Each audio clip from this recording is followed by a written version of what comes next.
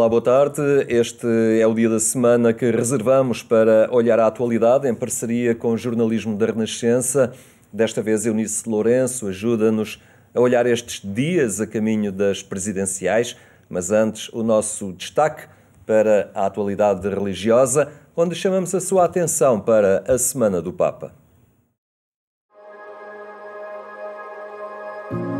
Cari fratelli e sorelle, buongiorno.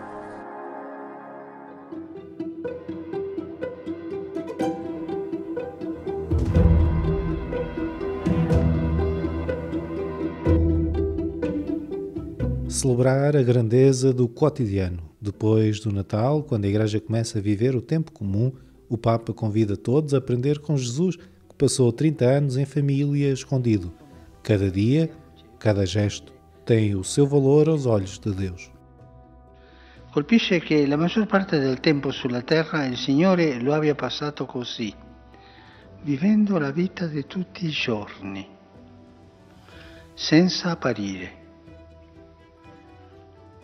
Pensiamo che secondo i Vangeli sono stati 3 anni di predica, di miracoli, di tante cose. 3. E le altre, tutte le altre di vita nascosta in famiglia. È un bel messaggio per noi. Ci svela la grandezza del quotidiano. L'importanza agli occhi di Dio di ogni gesto e momento della vita, anche il più semplice, anche il più nascosto. As vítimas da pandemia estão no centro da mensagem do Papa para o 29º Dia Mundial do Doente, que se celebra a 11 de fevereiro. Francisco já anunciou que se vai vacinar contra a Covid-19 e fala numa opção ética. Penso de modo particular nas pessoas que sofrem em todo o mundo os efeitos da pandemia e do coronavírus. A todos, especialmente aos mais pobres e marginalizados, expresso a minha proximidade espiritual, assegurando solicitude e afeto da Igreja. O Papa quis saudar o povo dos Estados Unidos da América após a invasão do Capitólio em Washington, rezando pelas pessoas que perderam a vida durante os incidentes. O futuro, indica Francisco, tem de ser construído com todos.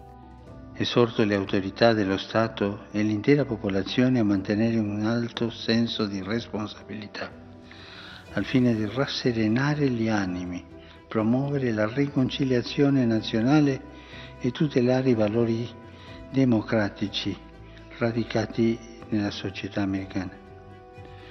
La Vergine Immacolata, patrona degli Stati Uniti d'America, aiuti a tenere viva la cultura dell'incontro, la cultura della cura, come via maestra per costruire insieme il bene comune, e lo faccia con tutti coloro che abitano in quella terra. Continuando o seu compromisso de valorizar a dimensão feminina nas comunidades católicas, o Papa determinou que os ministérios de leitor e acólito sejam, de agora em diante, também abertos às mulheres, de forma estável e institucional, com um mandato especial. Uma decisão que permite o reconhecimento do que já é prática em várias paróquias no serviço da palavra e do altar.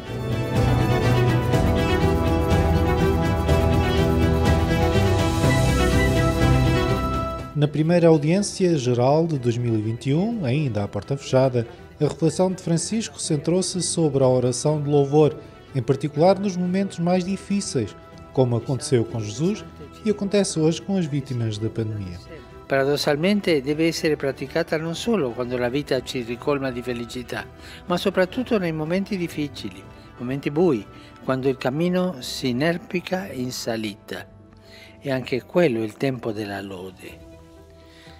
Come Gesù, in un momento buio, loda il Padre. Perché impariamo che attraverso quella salita, quel sentiero difficile, quel sentiero faticoso, quei passaggi impegnativi si arriva a vedere un panorama nuovo, un orizzonte più aperto. Lodare è come respirare ossigeno puro, ti purifica l'anima, ti fa guardare lontano, non rimanere imprigionato nel momento difficile, buio delle difficoltà.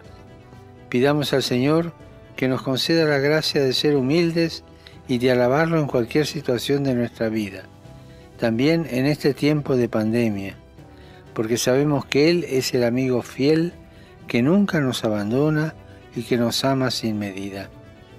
Que Dios los bendiga. E non dimenticatevi di pregare per me. Arrivederci. Pandemia não impede que a comunidade do convento de Balsamão cante as janeiras.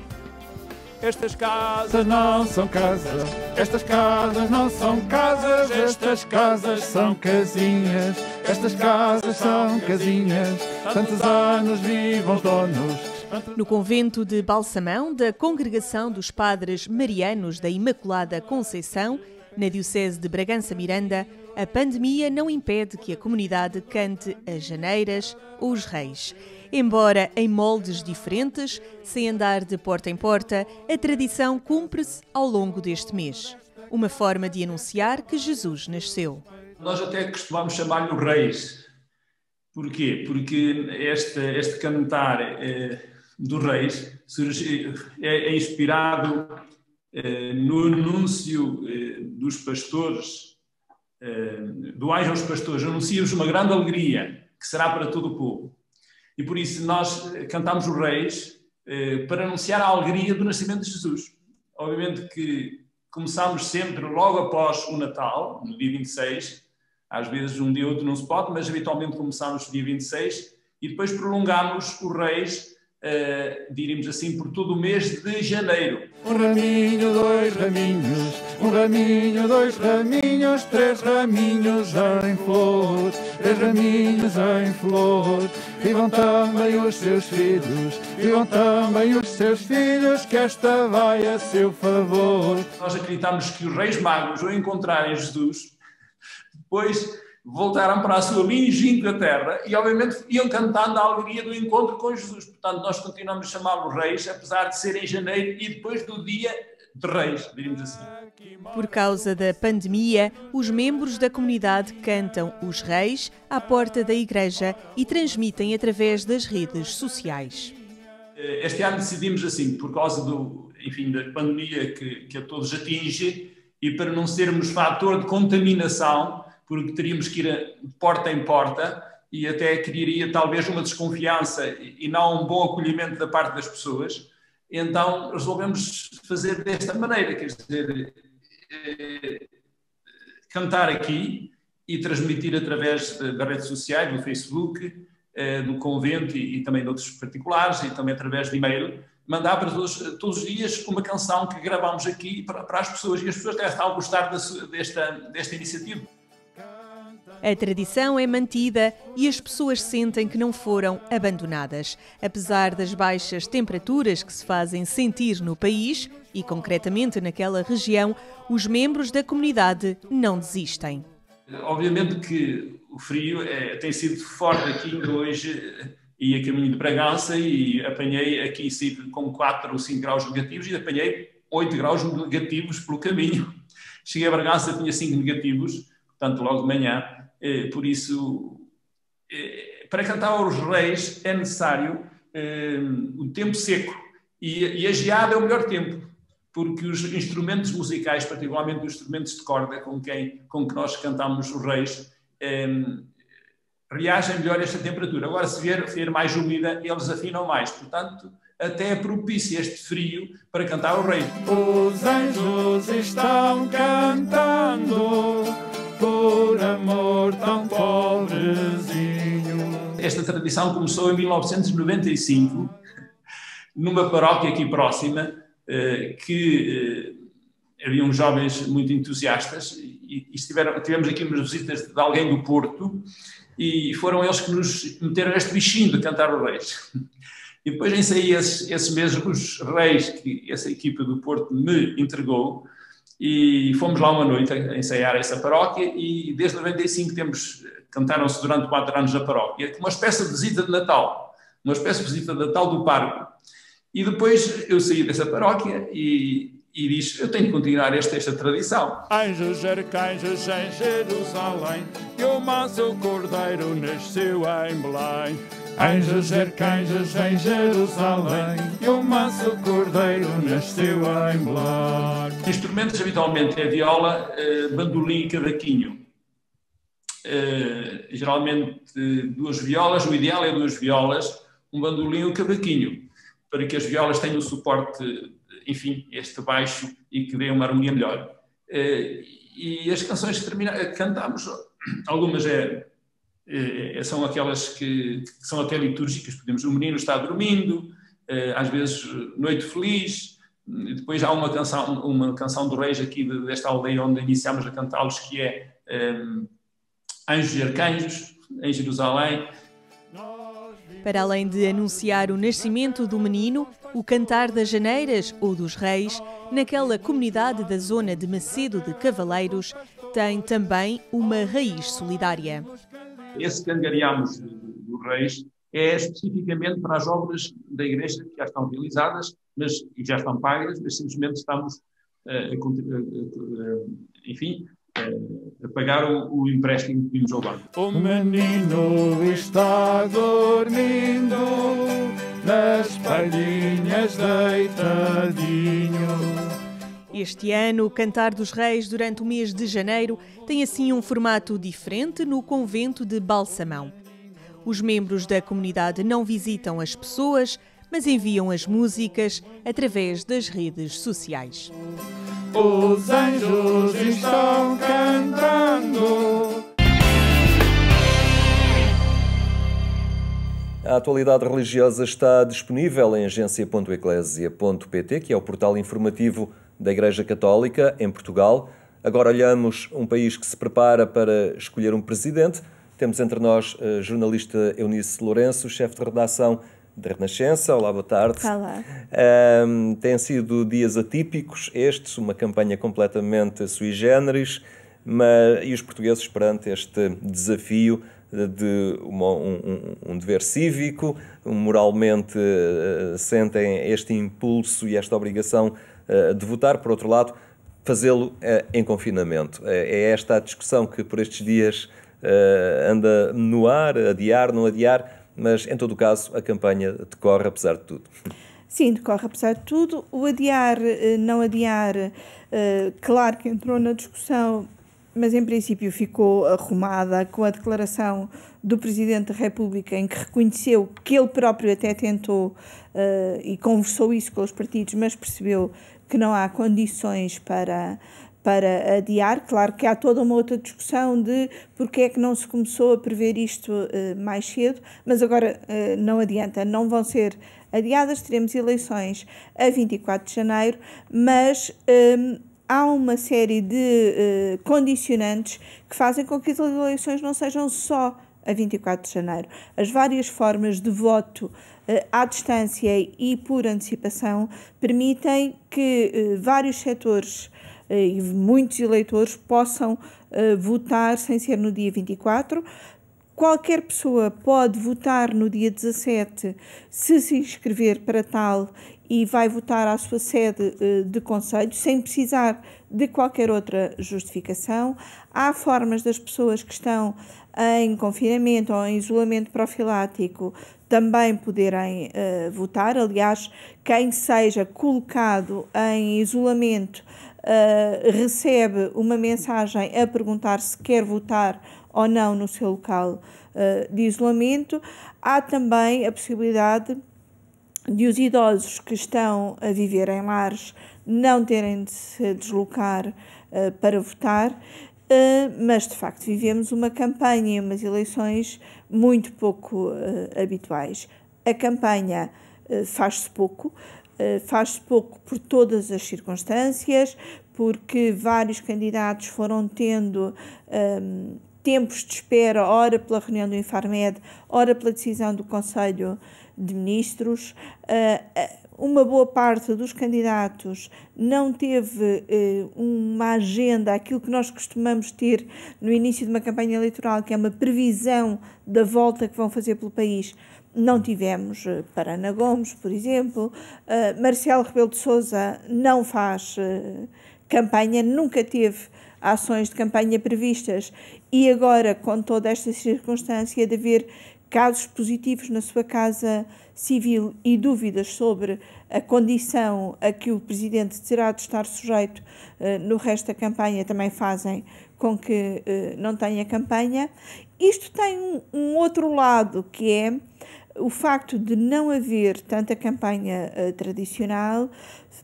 Penso eu que é o que explica o interesse dos eleitores e dos telespectadores pelos debates televisivos que tiveram audiências como há muito tempo. E quanto a ideias por esses debates, os portugueses estão mergulhados numa crise tremenda, com o Serviço Nacional de Saúde esgotado.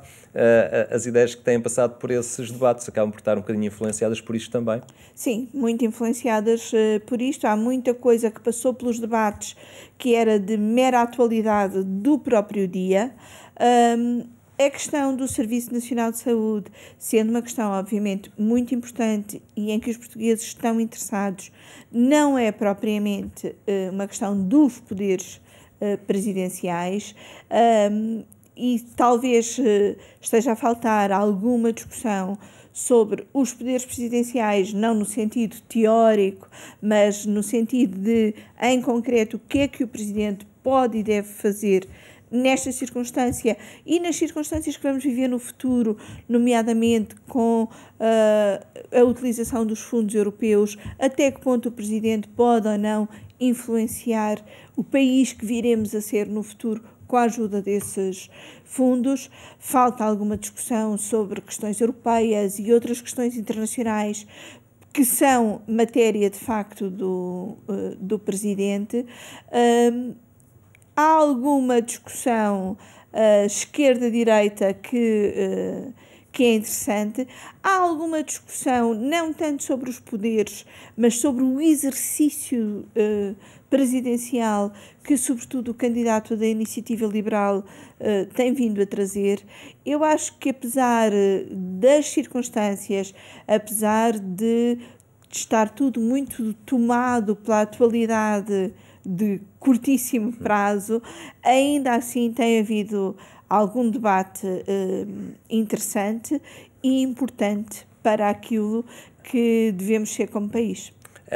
Voltando um bocadinho atrás na nossa conversa e por onde começamos, a questão dos portugueses que estão em confinamento, ou grande parte deles que estão em instituições, no caso dos lares, será possível essa operação logística de recolha de votos? Há também quem duvide, não é, dessa eficácia. No entanto, estamos a falar de um direito que deveria assistir a cada uma destas pessoas. Sim, esse exercício logístico tem de ser feito pelas câmaras, com eventual ajuda de forças de segurança. Há câmaras que já estão organizadas e que desde o primeiro momento começaram a organizar-se nesse sentido. Há outras que se queixam de falta de meios, sobretudo para ir recolher os votos, mas eu acho que tendo nós há tantos anos o processo eleitoral nas mãos das câmaras e das juntas de freguesia, com toda a experiência que todos esses anos implicam, será possível organizar o processo da melhor forma possível. Haverá vontade das pessoas votarem, particularmente agora, neste contexto, ou teremos uma abstenção? Há um indicador da vontade das pessoas votarem, que é a quantidade de inscrições para o voto, que se chama o voto em mobilidade. Sim. Que é o voto que pode ser exercido no dia 17. Logo nas primeiras horas, a inscrição começou no dia 14, no dia 10, que foi domingo, e termina a 14, e logo nas primeiras horas inscreveram-se muito mais pessoas do que aquelas que já usaram esta forma de voto em anteriores eleições, que foi em 2019. Está a haver, de facto, muitas inscrições para o voto em mobilidade, e isso é um bom indicador da vontade das pessoas votarem. Por muito que possamos discutir se não devíamos ter evitado ter eleições numa situação de confinamento, já não adianta essa discussão. Portanto, agora o que adianta é tentar votar da forma mais segura possível, e isso também temos de ter em conta que o ato de votar implica muito menos riscos do que outros atos que também teremos de fazer neste confinamento. O que é importante é que saiamos para ir votar e não aproveitemos o ato de ir votar para mais um bocadinho de convívio com alguém que até está ali na secção de voto e não vemos há muito tempo, ou para ir dar 2 dedos de conversa, porque aquilo que todos temos ouvido ao longo destes meses é que não nos momentos de trabalho puro e duro, não nas nossas obrigações, mas nos momentos de descontração e de convívio que muitas vezes diminuímos a nossa atenção e não cumprimos inteiramente as regras. E é normal, estamos todos muito cansados de toda esta situação, estamos todos a desejar muito voltar àquilo que era a nossa vida normal, mas é muito importante que tenhamos atenção ao cumprimento das regras. Os dados desta semana, divulgados pelos especialistas, também mostram que as pessoas estão a ter menos cuidados, estão a usar menos a máscara, e é importante redobrar todas essas atenções. Muito bem, Eunice Lourenço, muito obrigado por esta participação. Voltaremos certamente a falar futuramente sobre a realidade que sair, ao fim e ao cabo, deste escrutínio, mas também dos desafios que se colocam ao nosso país. Obrigado pela tua presença. A terminar, recordo que pelas 22h45 ainda podes escutar a edição a rádio do programa Eclésia na Antena 1. Boa tarde, até amanhã, se Deus quiser.